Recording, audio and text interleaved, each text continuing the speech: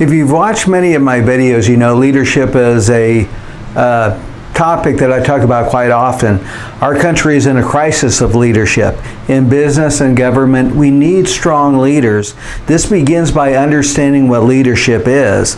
And the concept of extreme ownership is a very powerful concept that breeds great leaders.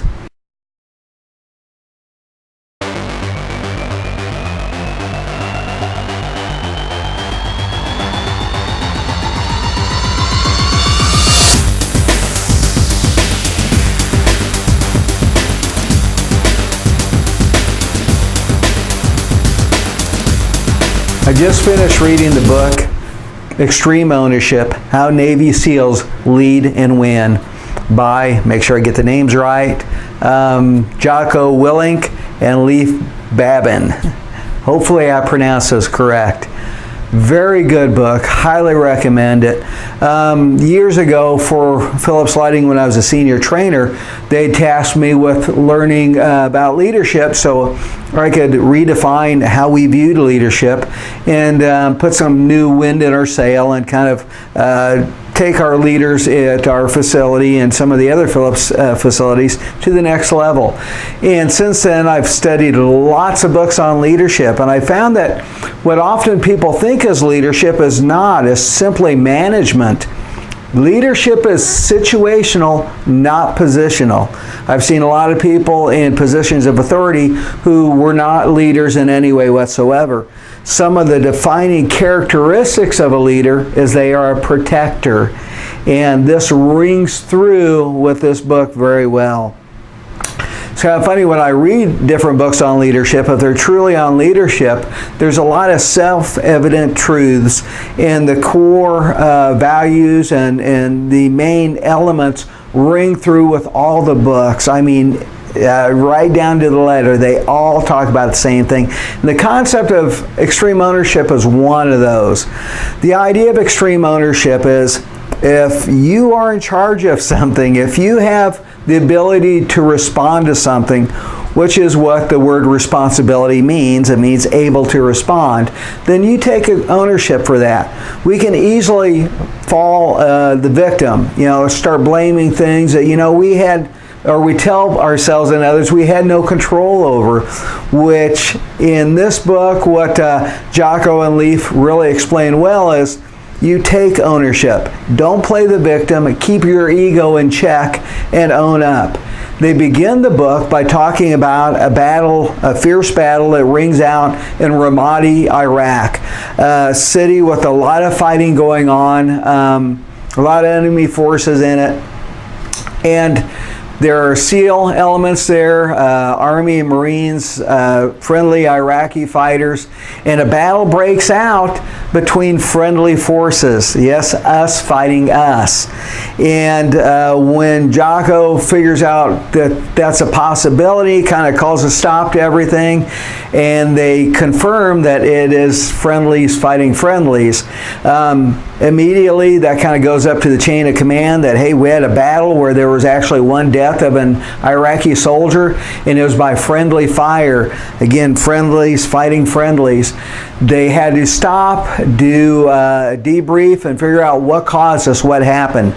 When Jocko started studying everything and looking at all the chain of events, everything that happened through what he calls the fog of war, all the chaos, the miscommunications, the Murphy's Law, the things that could go wrong, there were a lot of things that he could have pointed his finger at and blamed, and he knew upper leadership was looking to blame somebody. Just like in business, when something goes that bad, you got to pick someone that is the blame, someone whose head is going to roll for it. Well, when he went into the debriefing room and started asking people whose fault this was, his SEALs one by one started raising their hand and saying, it's my fault, I should have done this, it's my fault, I should have done that.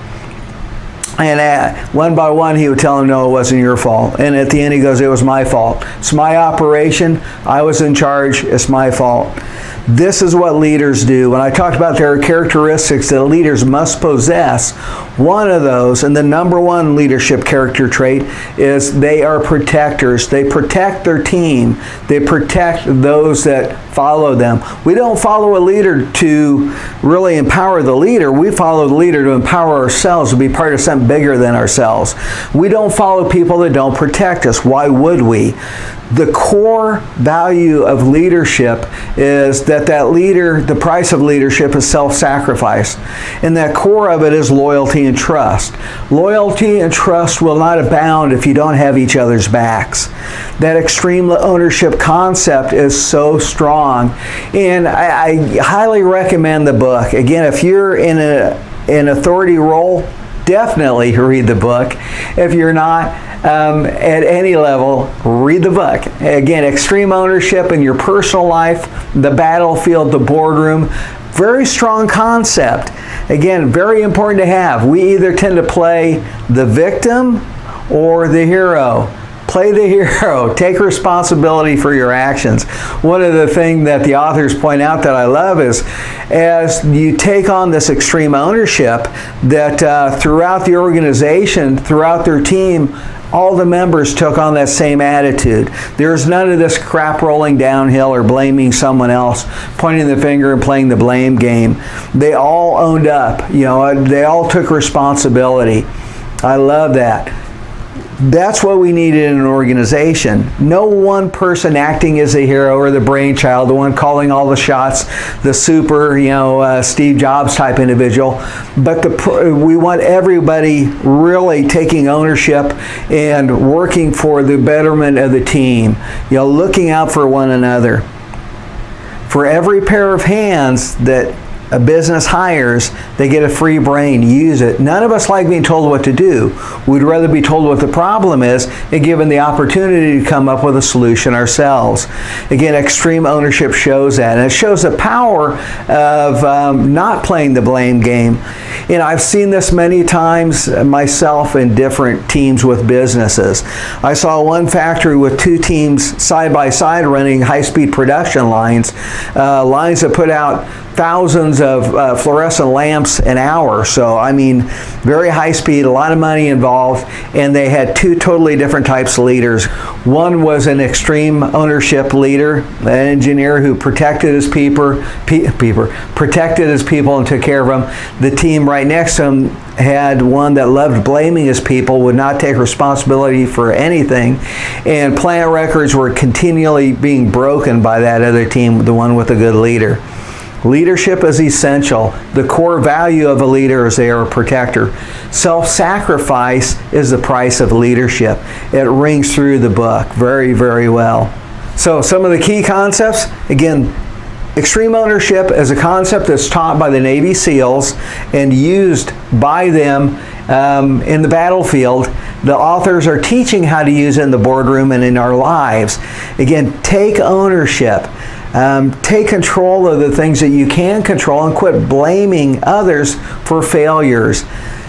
Use that with your teams. Protect them. Loyalty and trust will grow, and you'll see that leadership concept of extreme ownership throughout the entire organization. How powerful is that? The blame game, get rid of it. Keep the ego in check, as the authors put it. Highly recommend the book. Again, pick it up if for anyone who enjoys reading about business and leadership. This is a book that needs to be on your shelf in your library and one that you refer back to. I know I bought mine electronically and I've got tons of it highlighted, so I'll probably refer to it quite often. With that, Bryan McWhorter, thanks for watching. Now make the change.